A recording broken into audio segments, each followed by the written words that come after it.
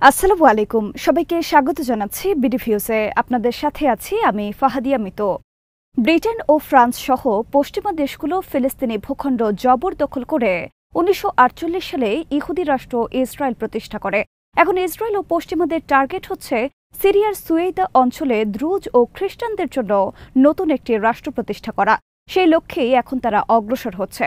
তারা তাদের এই লক্ষ্য পূরণ করতে পারলে মধ্যপ্রাচ্যে আরেকটি অমুসলিম রাষ্ট্রের জন্ম হবে। বাশার আল আসাদের সরকারের পতনের পর সিরিয়ার অস্থিতিশীল পরিস্থিতির সুযোগ কাজে লাগিয়ে দেশটির সুয়েদা অঞ্চলে নতুন এই রাষ্ট্র প্রতিষ্ঠার পরিকল্পনা করছে ইসরায়েল ও তার পশ্চিমা মিত্ররা। মডার্ন ডিপ্লোমেসিতে বিশ্ব রাজনীতি ও আন্তর্জাতিক কূটনীতির বিশ্লেষক জেরাল্ড ওয়াকারের লেখা নিবন্ধের আলোকে বিস্তারিত থাকছে মোতালিব জামালের প্রতিবেদনে।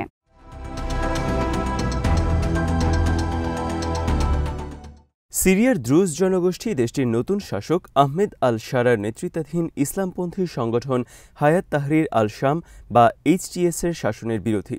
অন্যদিকে ইসরায়েলের প্রধানমন্ত্রী বেনিয়ামিন নেতানিয়াহু সিরিয়ার দ্রুজদের নিরাপত্তা দেওয়ার নামে সেখানে সেনা প্রেরণের হুমকিও দিয়েছেন।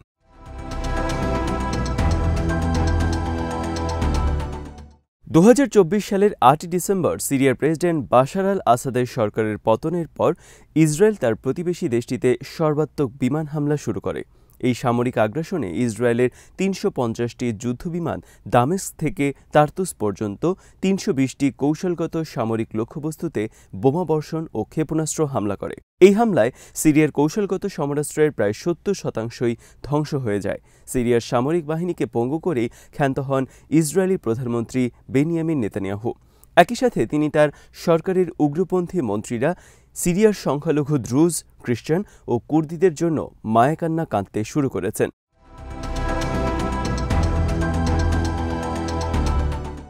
সম্প্রতি ইসরায়েল সামরিক বাহিনীর একটি অনুষ্ঠানে নেতানিয়াহু সিরিয়ার সংখ্যালঘু দ্রুজ সম্প্রদায়ের নিরাপত্তা নিশ্চিত করার ঘোষণা দিয়ে বলেছেন, ইসরায়েল সিরিয়ার সংখ্যালঘু দ্রুজ সম্প্রদায়ের রক্ষক হিসেবে ভূমিকা পালন করবে। নেতানিয়াহুর এই বক্তব্যের আগে ইসরায়েলের প্রতিরক্ষামন্ত্রী ইসরায়েল কাটসও বলেছেন যে সিরিয়ার দক্ষিণাঞ্চলের বন্ধুত্বপূর্ণ জনগোষ্ঠীর সঙ্গে তারা সম্পর্ক জোরালো করতে চান।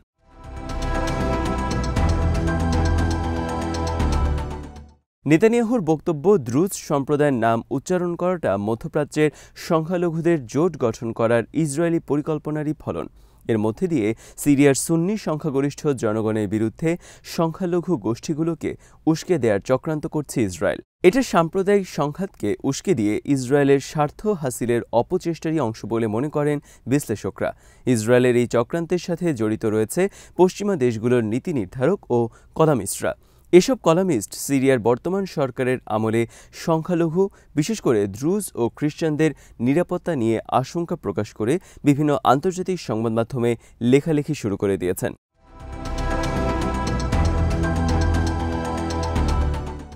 এসব লেখালেখির লক্ষ্য হচ্ছে পশ্চিমা দেশগুলো যাতে ইরাকের মতো সিরিয়াতেও সামরিক হস্তক্ষেপ করে দেশটিকে কয়েক ভাগে ভাগ করার ইসরায়েলি পরিকল্পনা বাস্তবায়ন করে।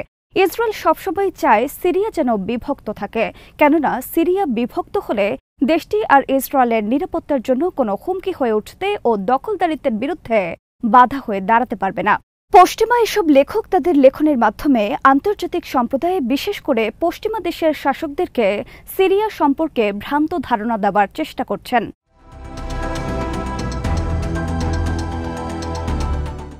বলা হচ্ছে, বাশার আল আসাদের সরকারের পতনের পর ইসলামপন্থী গোষ্ঠী হায়াত তাহরির আল শাম ক্ষমতা দখলের কারণে সিরিয়ার সংখ্যালঘু জনগোষ্ঠী, বিশেষ করে দক্ষিণ সিরিয়ার সুইদা অঞ্চলের লাখ লাখ দ্রুজ ও খ্রিস্টানরা নিরাপত্তাহীন হয়ে পড়েছে। তাদের জীবন হুমকির মুখে পড়েছে এবং তারা তাদের নিরাপত্তা নিয়ে চিন্তিত। তাদের এই বক্তব্য ইসরায়েলের প্রধানমন্ত্রী নেতানিয়াহুর বক্তব্যের সাথে মিল খাচ্ছে। নেতানিয়াহু সিরিয়ার দ্রুজদেরকে নিরাপত্তা দেওয়ার কথা বলেছেন।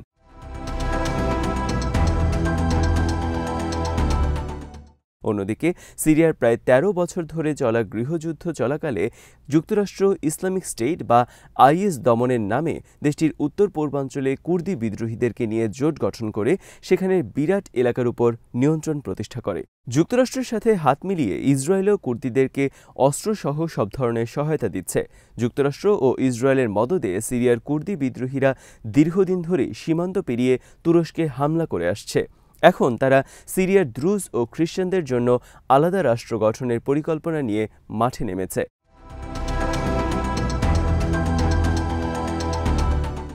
এর মাধ্যমে ইসরায়েল ও তার পশ্চিমা প্রভুরা সিরিয়াকে কয়েক খণ্ডে বিভক্ত করে আরব বিশ্বের অন্যতম গুরুত্বপূর্ণ এই দেশটিকে চিরদিনের মতো পঙ্গু করে দেওয়ার ষড়যন্ত্রে লিপ্ত হয়েছে। ইসরায়েলের এই ধরনের তৎপরতায় সিরিয়ায় যুক্তরাষ্ট্র সমর্থিত কুর্দি বিদ্রোহী গোষ্ঠী দ্য পিপলস প্রোটেকশন ইউনিট ওয়াইপিজির নিয়ন্ত্রিত এলাকা পুনরুদ্ধার করার নতুন সরকারের চেষ্টা ব্যাহত থাকবে।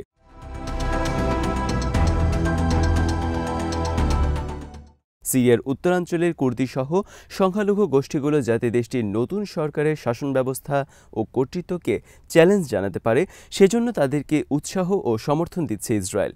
এভাবে ইসরায়েল সিরিয়াকে কয়েক টুকরো করে ফেলতে চাইছে। এর আগে ইসরায়েল তার এই কৌশলে লেবাননের খ্রিস্টান এবং দ্রুজদের মাধ্যমে কাজে লাগানোর চেষ্টা করে সফল হয়নি।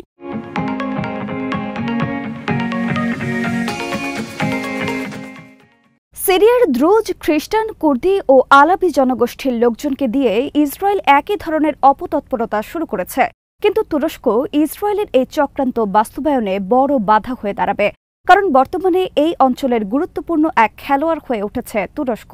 ওয়াইপিজিকে দমন করতে যা করার তা সবই করবে দেশটি।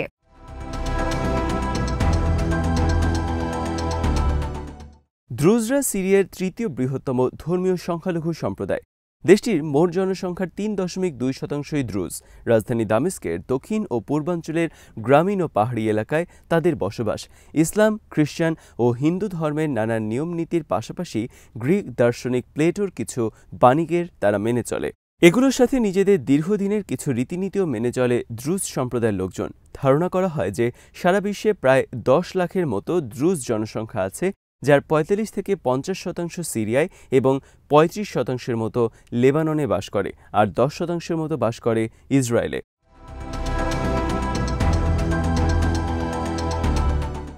মধ্যপ্রাচ্যে দ্রুজ জনগোষ্ঠীর লোকজন মূলত লেবানন, সিরিয়া ও ইসরায়েলে বাস করে, তবে ইসরায়েলের জনসংখ্যার মাত্র ২% দ্রুজ। লেবানন ও সিরিয়াতে দ্রুজদের বসবাস বেশি, কিন্তু সিরিয়ায় গৃহযুদ্ধ চলাকালে ২০১৩ সালে ইসরায়েলের দ্রুজদের ধর্মীয় নেতা মুওয়াফাক তারিফ দেশটির তৎকালীন প্রেসিডেন্ট শিমন পেরেজের সাথে বৈঠককালে সিরিয়ার দ্রুজদের নিরাপত্তা নিয়ে উদ্বেগ প্রকাশ করেন। কিন্তু বাশার আল আসাদ ক্ষমতায় থাকতে ইসরায়েলি শাসকরা সিরিয়ায় দ্রুজদের নিয়ে কোনো উচ্চবাচ্য করেনি, কিন্তু তার পতনের পরপরই ইসরায়েল সিরিয়ার দ্রুজদের নিরাপত্তা নিয়ে সোচ্চার হয়ে উঠেছে।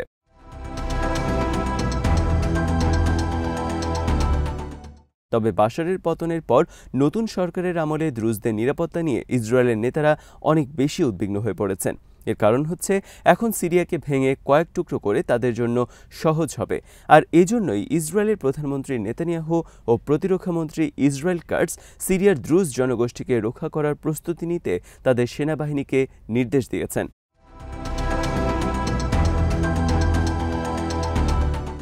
সিরিয়ার রাজনৈতিক কর্মকাণ্ডে দেশটির ধর্মীয় ও জাতিগত সংখ্যালঘুরা বরাবরই গুরুত্বপূর্ণ ভূমিকা পালন করে এসেছে, কিন্তু দেশটির বর্তমান রাজনৈতিক অস্থিতিশীল পরিস্থিতির সুযোগ কাজে লাগিয়ে দ্রুজ ও খ্রিস্টানদেরকে দাবার গুটি হিসেবে ব্যবহার করে নিজেদের স্বার্থ হাসিল করতে চাইছে অভ্যন্তরীণ ও বাইরের অপশক্তি। তাদের এই অপতৎপরতাকে বানচাল করতে প্রেসিডেন্ট আহমেদ আল শারার অন্তর্বর্তী সরকারকে দেশের সব ধর্মের নেতাদেরকে নিয়ে একটি অন্তর্ভুক্তিমূলক সরকার গঠন করতে হবে বলে মনে করেন অনেক বিশ্লেষক।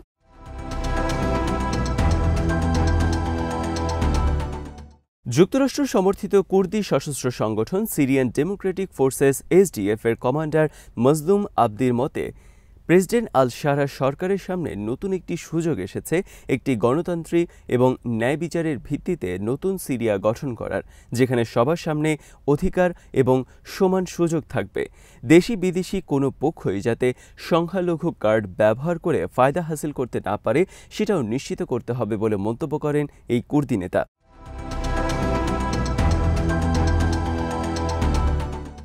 অন্যদিকে সিরিয়ার দ্রুজ সম্প্রদায়ের ধর্মীয় নেতা শেখ হিকমত আল হাজরি দেশের সরকারি, বেসরকারি এবং ব্যক্তিগত সম্পত্তির নিরাপত্তা বিধানের জন্য তার সম্প্রদায়ের লোকজনের প্রতি আহ্বান জানিয়েছেন।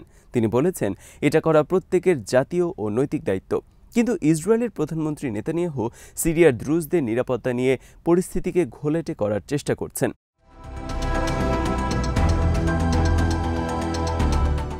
অথচ এখনও পর্যন্ত দ্রুজদের উপর সরকারি বাহিনী বা অন্য কোনো পক্ষের হামলা করার কোনো ঘটনা ঘটেনি। কিন্তু তা সত্ত্বেও নেতানিয়াহু দ্রুজদের নিরাপত্তা দেওয়ার কথা বলে দক্ষিণ সিরিয়ায় সেনা মোতায়েনের পরিকল্পনা করছেন। সিরিয়ার ভূখণ্ড দখল করার জন্যই দ্রুজ ইস্যু ব্যবহার করা হচ্ছে বলে মনে করেন বিশ্লেষকরা।